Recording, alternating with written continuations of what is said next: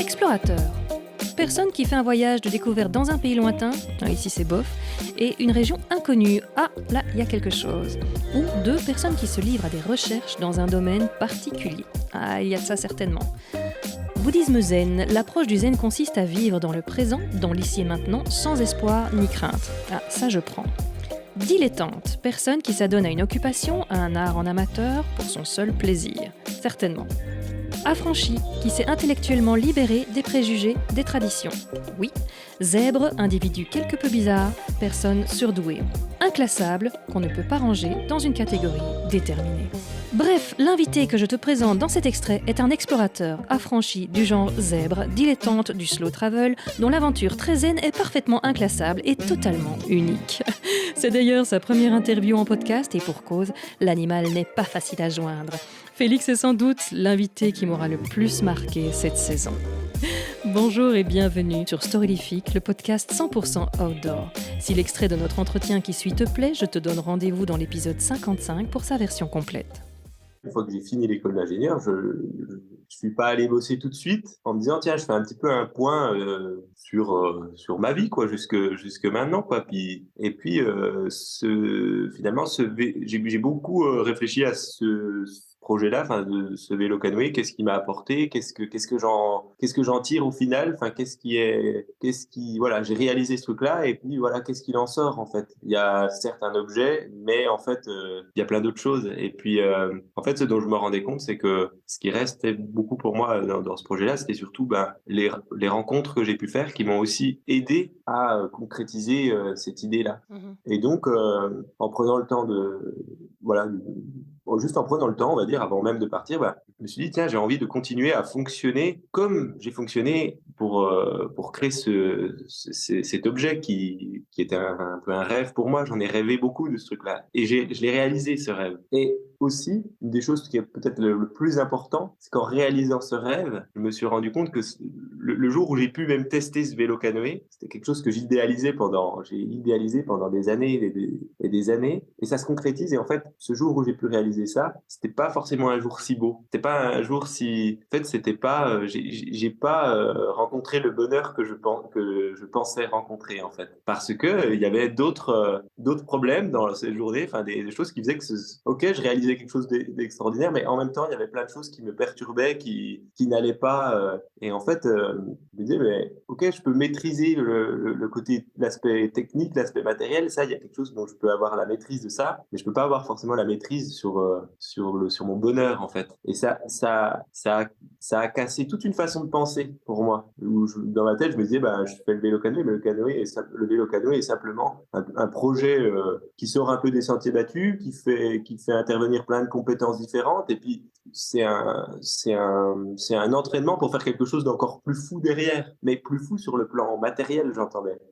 Et en fait, en concrétisant ça, je me rends compte que en fait, le bonheur, c'est même pas forcément d'accomplir quelque chose. Et donc ça m'a complètement chamboulé en fait. Et donc je me suis dit, mais finalement, j'ai des rêves et tout, mais bon, que je les réalise ou pas, en fait, ça n'a pas forcément tant d'importance. Ça n'a pas forcément tant d'importance. Donc en fait, au lieu de voir un peu un schéma de toujours faire des choses plus impressionnantes, plus je sais pas dire, plus sophistiquées, plus compliquées, enfin ou plus inaccessibles, tout ça n'a plus de sens. Excellent. Donc c'est génial parce que je viens de sortir un épisode ici au moment où on enregistre, c'était Les rêves ne meurent jamais. Et justement, c'est toute une réflexion sur les rêves. Et ça a été à voir aussi, mais en scolaire à ce moment-là l'après-midi, donc tu l'as peut-être pas vu. Mais c'est vraiment la réflexion. Il y a quelqu'un dans ce film sur les rêves qui dit, mais tu sais, le plus beau moment à Noël, où tu rêves d'ouvrir tes cadeaux, il dit, c'est justement tout ce moment où tu rêves d'ouvrir tes cadeaux. Exactement. Une fois qu'ils sont ouverts, t'es content, tu joues 2 semaines avec, et puis tu rejoignes le bac à jouer avec tous les autres. Et voilà, on dirait que c'est un peu ce qui t'est arrivé. C'est exactement ça. C'est exactement ça. Et quand tu prends quelque part conscience de ça, tu te dis le rêve en soi, c'est pas forcément ça le plus important. Je fais une distinction entre la facilité et la simplicité. la facilité, je dirais, si on se laisse, comment dire, par rapport moi à mon vécu, si je suivais la facilité, par exemple, voilà, bon, j'ai fait une école d'ingénieur. En sortant de l'école d'ingénieur, il y a comme une sorte de pression sociale qui est là, qui te pousse quelque part à aller, voilà, chercher une entreprise ou même créer ton entreprise, finalement, peu importe, mais une pression sociale de, tu dois être utile, tu dois être, on va souvent rechercher une reconnaissance, il faut vivre, enfin il faut bien vivre, il faut être autonome, et tout ça fait que la plupart des, la plupart des gens vont chercher un boulot, quoi. Enfin pour toutes ces raisons-là que j'ai pu définir, hein, être autonome, avoir de quoi vivre, quoi, parce qu'on a peur de pas manger, de se retrouver à la rue. Mais il y a aussi beaucoup la reconnaissance et puis ce besoin de se sentir utile dans ce qu'on fait. Ça, pour moi, ça aurait été, pour le coup, la facilité d'aller bosser en tant qu'ingénieur dans une entreprise, faire de la production, de je ne sais quoi.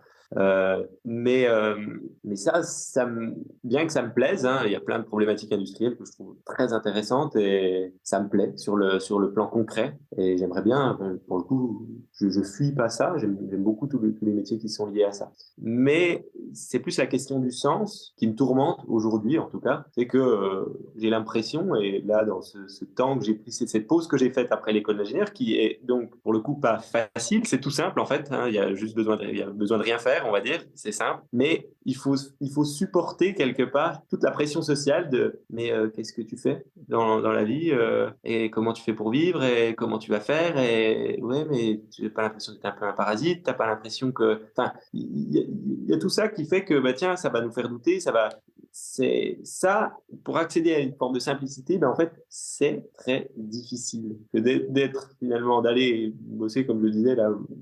Ah là, c'est une formule que tout le monde a adoré dans la salle, hein. Quand tu disais, attends, que t'avais dit en conclusion, une petite conclusion de ça, c'était mieux vaut aller à la pêche à vélo qu'en Mercedes au boulot. Oui, voilà. Bon, alors ça voilà. Mais parfois tu disais aussi, mais parfois j'aimerais bien aller bosser, ce serait plus facile. Mais exactement, c'est exactement ça. Mais donc c'est là où voilà, c'est là où pour moi ce que je fais n'est pas dans la facilité, parce que quelque part voilà, il y a pour moi un peu un tourment qui est de ce fait d'aller travailler pour produire. Moi, j'ai l'impression que en fait, on a trop. Donc, si c'est produire alors qu'on a trop, du surplus, ça ne fait pas sens en fait. Ouais, donc, c'est là où pour moi il y a un peu un truc où c'est terrible, parce que j'aime construire, j'aime fabriquer, et mais c'est la question du sens qui me rattrape en fait. Et finalement, l'aventure que je vis là, où le vélo canoë, c'est une production, c'est une prouesse technique à mon échelle, hein, parce que voilà. Mais à mon échelle, c'est une prouesse technique par rapport à qui j'étais, quand j'étais étudiant, le fait de le mener comme je l'ai fait, c'est ça. Mais en fait, il y a ce questionnement qui vient après ça, le fait d'avoir réalisé ça, je me rends compte que en fait, dans la prouesse technique et dans l'accomplissement matériel, le fait je sais pas, je dirais là, j'ai fait un vélo canoë, par exemple, la société, si je suivais quelque part si j'allais à la facilité, il y aurait cette idée de, tu as fait un vélo canoë, tiens, il y a une idée qui peut être intéressante, peut-être que ça peut intéresser d'autres gens. Tu fais breveter, tu essaies de rentabiliser. Voilà, il y a cette idée de tu peux breveter, et qui dit breveter, c'est quoi? C'est créer un business pour en vendre, et la réussite logique, on va dire, serait d'en construire un deuxième, puis le vendre, puis un troisième, puis un dixième, puis un centième, puis un millième, puis si j'en vends 1 million, puis si j'en fais 1 milliard et que je m'enrichis, c'est ça la réussite. Alors, bien sûr, ça ne fonctionnera pas pour plein de raisons matérielles, mais quand bien même ça marcherait, c'est ça pour moi, j'appellerais ça la facilité, au sens où je n'ai pas changé, je reste dans un modèle où tout fonctionne comme ça, en fait. C'est ce qu'on va souhaiter à, tiens, quelqu'un qui a une idée, tiens, développe-la, et tu pourrais te faire de l'argent. Mais comme là, dans l'aventure que je vis là, des fois, on va me dire, ah, mais attends, et tu pourrais écrire un livre, tu pourrais faire une vidéo, tu pourrais publier des chansons, et puis tu pourrais gagner beaucoup d'argent, et puis oui, mais pour moi, c'est ce même modèle. C'est facile, en fait. Il y a quelque chose de facile dans la direction, en fait. Enfin, Mais c'est là où, là, moi, l'expérience que je vis là, c'est là où je cherche pas, enfin, je vais pas à la facilité. Ce n'est pas facile parce que je cherche. Là, je me rends compte que je vais vers quelque chose de plus simple. Si cela t'a plu, on se retrouve pour la version complète dans l'épisode 55. N'hésite pas à en parler à un ami ou à un inconnu pour les plus audacieux. Vos recommandations sont ce qui aide le plus le podcast et c'est tant mieux. Tu peux t'abonner à la newsletter ou aux réseaux sociaux de Storylific, tout est repris dans les notes.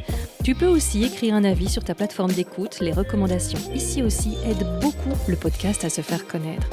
Et quoi que tu fasses aujourd'hui, fais-le bien. À bientôt.